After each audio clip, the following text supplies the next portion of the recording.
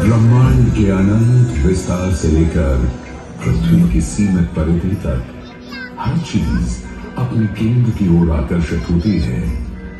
इस पृथ्वी पर एक ऐसा केंद्र है जो न केवल मानवता की आस्था और भावनाओं को बल्कि उनकी आत्मा की गहराइयों को भी अपनी ओर खींचता है। महाकुंभ। क्या है वह शक्ति जो हम सबको एक सूत्र में बांधती है? उत्तर है गंगा।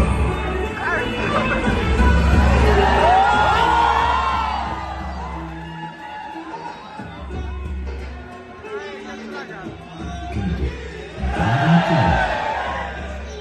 क्योंकि गंगा कोई नदी नहीं है, आस्था की अविरल तरल धारा है गंगा। विश्वासों की वाहिनी, संस्कृतियों की सरिता है गंगा। और इस स्थान पर, इस प्रयागों के राज में श्वेत रंगा गंगा का संगम होता है अपनी दो बहनों श्यामल वर्ण यमुना और अदृश्य सरस्वती से। और इस त्रिवेणी संगम के कारण ही यह जगह इतनी महत्वपूर्ण हो जाती है।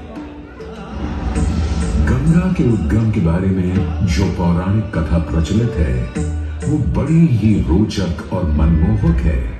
तो आइए क्यों न आज हम आपको गंगा अवतरण की कहानी सुनाएं, दिखाएं। राजा पूरी पृथ्वी पर फैला था उसका ही आतंक। उसके आतंक को रोकने विष्णु ने धरा एक रूप, 52 अंगुल का बौना बनकर पहुंचे जहां था भूत।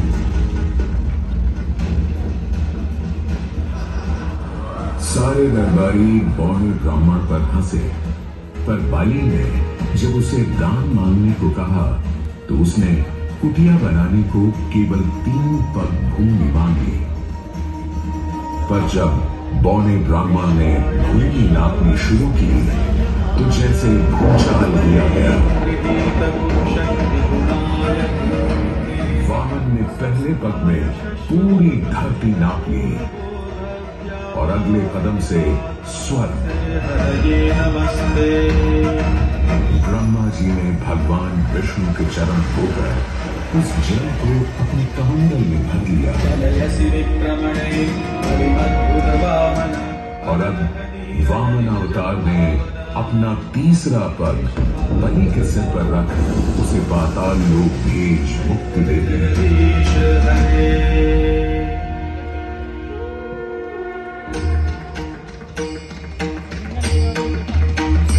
अब स्वर्ग लोक में भगवान ब्रह्मा जी ने जब चरणामृत में हाथ डाला तो वहीं से निकल आई चंचल निर्मल धवल गंगा जी।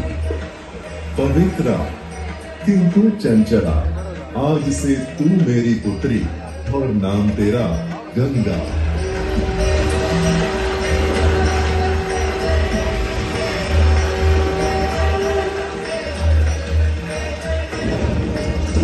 उधर कुछ समय बाद सतयुग में इक्ष्वाकु कुल के सूर्यवंशी राजा सगर ने सारे संसार को जीतने के लिए एक अश्वमेध यज्ञ का संकल्प किया।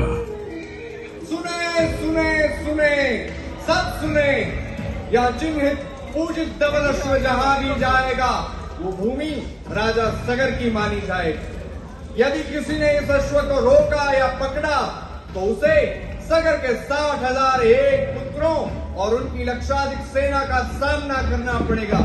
सुने सुने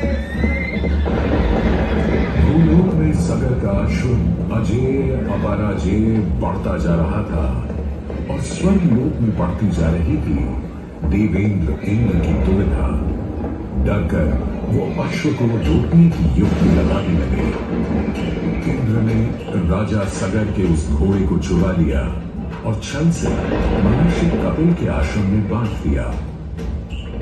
घोड़े को खोजते हुए राजा सगर के 60,000 पुत्र महर्षि कपिल के आश्रम में पहुंचे। वहां घोड़े को बंधा हुआ देख क्रोधित पुत्रों ने कपिल मुनि को घोड़ा चोर समझा और उन्हें अपशब्द कहने लगे। वाचाल कुमारों, यदि कपिल ऋषि ने खोली आंख तो तपस की योगाग्नि से जलकर तुम सब हो जाओगे राख।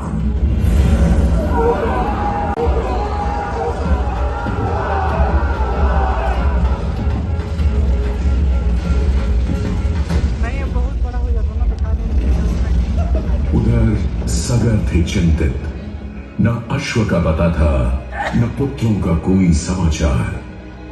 पिता का दुख देख पुत्र अंशुमन चल पड़े खोज पर। जब महर्षि कपिल के आश्रम पहुंचे तो देखा अश्व को और साथ ही अपने 60,000 भाइयों की भस्म को। महर्षि से की क्षमा याचना और पूछा तर्पण का उपाय। तुम्हारे भाई थे घमंडी, अविवेकी और अभिमानी। भस्म कर दिया उन्हें मैंने, जो उन्होंने मेरी नहीं मानी। गंगाजल, केवल गंगाजल ही दे सकता है मुक्ति उन्हें, जो भस्म हुए तुम्हारे परिकर। अंशुमन को अपने भाइयों के तर्पण के लिए गंगा को लाने का बहुत मन था, किंतु किसी को राजधर्म भी तो निभाना था और राज भी चलाना था। देखते देखते 7 पीढ़ियां गुजर गईं, पर 7 पीढ़ियों के बाद समय आने पर राजकुमार भगीरथ ने राजा बनने से साफ मना कर दिया।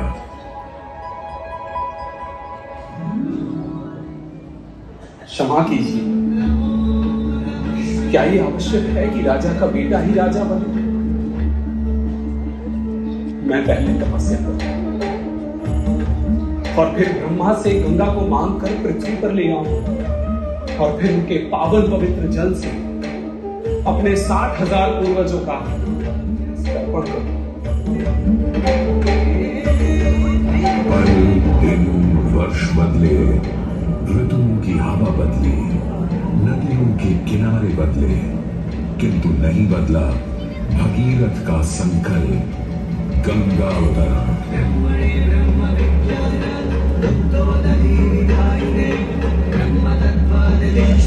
पुत्र भगीरथ, हम तुम्हारे तप से प्रसन्न हैं। बताओ क्या आशीर्वाद चाहिए? हे भगवान, मेरे पूर्वज के तर्पण के लिए मुझे आपकी पुत्री गंगा चाहिए। तथास्तु, किंतु यदि गंगा स्वर्ग से सीधे धरती पर गिरी तो पृथ्वी को चीरते हुए गंगा सीधे पाताल में पहुंच जाएगी। इसलिए तुम भगवान शिव शंकर को मनाओ ताकि गंगा जब स्वर्ग से नीचे उतरे तो वो उसे अपनी जटा में थाम ले। अब भगीरथ ने एक अंगूठे पर खड़े होकर भगवान शंकर को मनाने के लिए शिव शंकर का जाप शुरू कर दिया।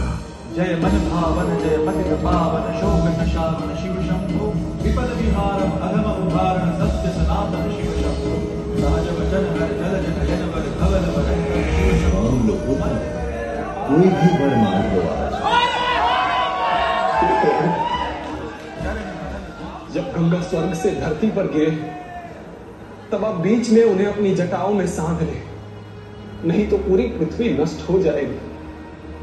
बस इतनी सी बात? ठीक है, ब्रह्मदेव से कहो शिव तैयार है, आने दो गंगा को, आने दो। जय शिव शंकर जय ब्रह्मांड जय जय जय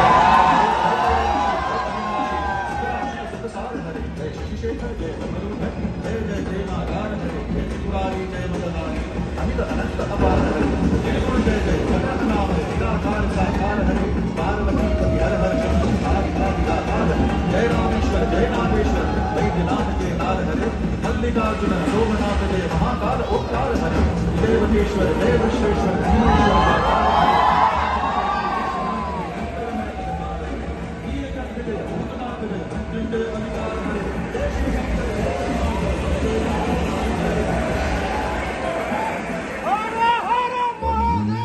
गंगा ने भगीरथ के साथ गंगा सागर जाकर सगर के पुत्रों का उद्धार किया।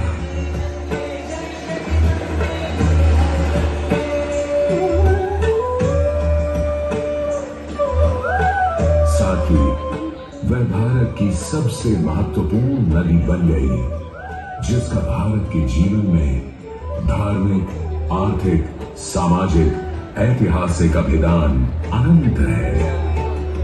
हे मां गंगे, हे जगदम्बे, हे मां गंगे। मोक्षदायिनी गंगा का यमुना और सरस्वती के साथ त्रिवेणी संगम मोक्ष का संगम है।